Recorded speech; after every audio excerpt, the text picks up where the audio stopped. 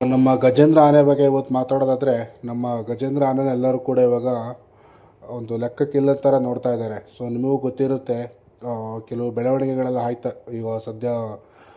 ಅಂದರೆ ಲಾಸ್ಟ್ 1 ಮಂತಲ್ಲಿ ಏನು ನಮ್ಮ ಗಜೇಂದ್ರ ಕಳೆದ ಸುಮಾರು ವರ್ಷಗಳಿಂದ ಕೇಗುಡಿ ಕ್ಯಾಂಪ್ನಲ್ಲಿದ್ದ.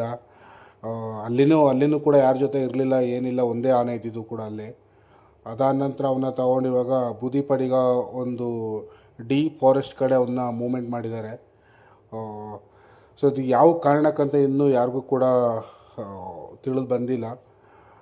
ಆದರೆ ಇದು ನಮ್ಮ ಪ್ರಕಾರ ತಪ್ಪು. ಏನಕ್ಕಂದರೆ ನಮ್ಮ ಗಜೇಂದ್ರ ಆನೆ ಏನಿದ್ದಾನೆ, ಅವನ ಸಾಧನೆ ತುಂಬ ದೊಡ್ಡದು.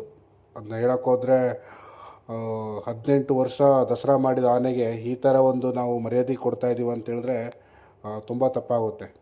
ಸೊ ನಿಮಗೂ ಗೊತ್ತಿರುತ್ತೆ, ಕಳೆದ 1 ತಿಂಗಳಿಂದ ಎಲ್ಲರೂ ಕೂಡ ಸೋಷಿಯಲ್ ಮೀಡ್ಯಾದಲ್ಲಿ, ನಮ್ಮ ಇನ್ಸ್ಟಾಗ್ರಾಮ್ ಪೇಜಲ್ಲಿ, ಯೂಟ್ಯೂಬಲ್ಲಿ, ಫೇಸ್ಬುಕ್ಕಲ್ಲಿ ಎಲ್ಲ ಕಡೆ ಗಜೇಂದ್ರಗೆ ನ್ಯಾಯ ಸಿಗಬೇಕು ಅಂತೇಳಿ ಎಲ್ಲ ಕಡೆ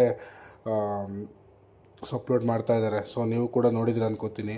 ಹಾಗೆ ನಾನೇನಕ್ಕೆ ಇವನ ಬಗ್ಗೆ ಮಾತಾಡ್ತಾ ಇದ್ದೀನಿ ಅಂತಂದರೆ, ಹೌದು, ಕೇಗುಡಿ ಕ್ಯಾಂಪ್ನಲ್ಲಿ ಅವನು ಯಾಗೋ ಅಲ್ಲಿಗೆ ಅಡ್ಜಸ್ಟ್ ಆಗಿದ್ದ. ತುಂಬ ವರ್ಷಗಳ ನಂತರ ಆ ಕ್ಯಾಂಪ್ನಲ್ಲಿ ಇದ್ದಿದ್ದಲ್ವ. ಅಲ್ಲಿದ್ದ ಪರಿಸರ, ಅಲ್ಲಿದ್ದ ವಾತಾವರಣ, ಅಲ್ಲಿದ್ದು ಜನರಿಗೆಲ್ಲರೂ ಕೂಡ ಅಡ್ಜಸ್ಟ್ ಆಗಿದ್ದಂಥ ಆನೆನ ಸಡನ್ನಾಗಿ ಇವಾಗ ಬೂದಿಪಡಿಗ ಕ್ಯಾಂಪ್ಗೆ ಶಿಫ್ಟ್ ಮಾಡಿದ್ದಾರೆ ಅಂತಂದರೆ ತುಂಬ ಬೇಜಾದ ವಿಷಯ. 18 ವರ್ಷ ದಸರಾ ಮಾಡಿ ಪಟ್ಟದ ಆನೆ ಆಗಿ, ಅರಮನೆ ನೆಚ್ಚಿನ ಆನೆ ಆಗಿ ಮಾಡಿದೊಂದು ಚಿಕ್ಕ ತಪ್ಪಿಗೆ ಅಂತಂದರೆ, ತಪ್ಪು ಅಂತ ಹೇಳೋಕ್ಕೂ ಆಗಲ್ಲ. ಕೆಲವ್ರ ಪ್ರಕಾರ ಮಾವುತರು ಸರಿ ಇರಬೇಕಿತ್ತು ಅಂತ, ಕುಡಿದ್ಬಿಟ್ಟು ಹೋದ್ರು ಅಂತ ಕೆಲವ್ರು ಹೇಳ್ತಾರೆ ಆನೆ ಮದ ಇತ್ತು ಅಂತೇಳಿ.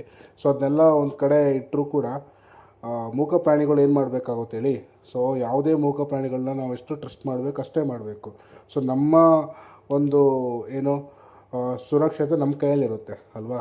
ಹಾಗಾಗಿ ಅವನೊಂದು ಮಾಡಿದ ಸಣ್ಣ ತಪ್ಪಿಗೆ ಇವಾಗ ನೋಡಿ, ಜನಸಾಮಾನ್ಯರು ಯಾರು ಇರೋಲ್ಲ ಅಂಥ ಜಾಗದಲ್ಲಿ ತಗೊಂಡೋಗಿ ಹಾಕ್ಬಿಟ್ಟಿದ್ದಾರೆ. ಆದಷ್ಟು ಬೇಗ ನಮ್ಮ ಗಜೇಂದ್ರನ ಬೇರೆ ಆನೆ ಕ್ಯಾಂಪ್ಗೆ ಶಿಫ್ಟ್ ಮಾಡಬೇಕು ಅಂತೇಳಿ ನಾವು ಇಲ್ಲಿ ಕೇಳ್ಕೊತಾ ಇದ್ದೀವಿ. ಏನಕ್ಕಂದರೆ ಉದ್ದೇಶ, ಅವನು ಕೂಡ ಸುಮಾರು ನಮಗೆ ಏನು ಅವನ ಕೈಲಾದ ಸಹಾಯಗಳೆಲ್ಲ ಮಾಡಿದ್ದಾನೆ ಆ ಟೈಮಲ್ಲಿ. ಕ್ಯಾಪ್ಚರಿಂಗ್ ಇರ್ಬೋದು, ದಸರಾ ಇರ್ಬೋದು. ಸೊ ನಿಮಗೆ ಗೊತ್ತಿರ್ಬೋದು, ತೊಟ್ಟಿಲು ದಂತ ಅಂತ ಬಂದರೆ ಫಸ್ಟ್ ಬರೋದೇ ನಮ್ಮ ಗಜೇಂದ್ರ ಆನೆ.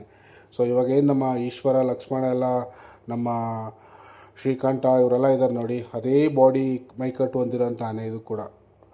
ಸರಿಸುಮಾರು 6000 kg ಹತ್ತತ್ರ ಬರ್ತಾಯಿತ್ತು ದಸರಾ ಬಂದಾಗೆಲ್ಲ.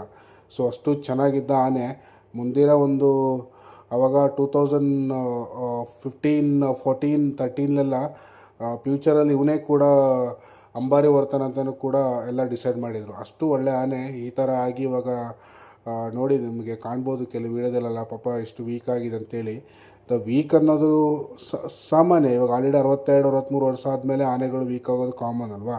ಸೊ ಅದ್ರ ಬಗ್ಗೆ ಒಂದು ಕಡೆ ಮಾತಾಡೋದಾದರೆ, ನಾನು ಹೇಳೋದೇನು ಅಂತಂದರೆ, ನಮ್ಮ ಮತ್ತಿಗೋಡು ಕ್ಯಾಂಪಿಗೆ ಕರ್ಕೊಬಂದು ಹಾಕ್ಬೋದು, ಇಲ್ಲ ದುಬಾರೆ ಕ್ಯಾಂಪಿಗೆ ಹಾಕ್ಬೋದು.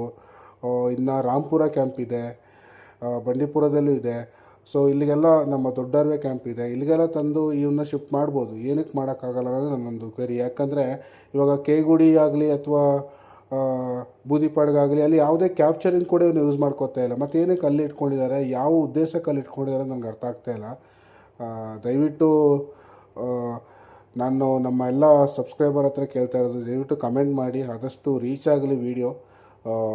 ಸೊ ರೀಚ್ ಆದ ತಕ್ಷಣ ದಯವಿಟ್ಟು ನಮ್ಮ ಎಲ್ಲ ಸೋಷಿಯಲ್ ಮೀಡಿಯಾ ಏನು ನಮ್ಮ ಆನೆ ಪ್ರೇಮಿಗಳಿದ್ದಾರೆ ಎಲ್ಲರೂ ಕೂಡ ನನ್ನ ಕೇಳ್ತಾಯಿದ್ರು, ಯಾವ ರೀಸನ್ಗೆ ಏನು ಎತ್ತ ಅಂತೇಳಿ.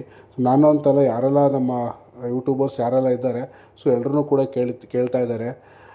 ದಯವಿಟ್ಟು ಆದಷ್ಟು ಬೇಗ ನಮ್ಮ ಗಜೇಂದ್ರ ಅಲ್ಲಿಂದ ಶಿಫ್ಟ್ ಮಾಡಲಿ ಬೇರೆ ಆನೆ ಕ್ಯಾಂಪ್ಗೆ ಅನ್ನುತ್ತಾ ನನ್ನ ವೀಡಿಯೋನ ಮುಗಿಸ್ತಾ ಇದ್ದೀನಿ.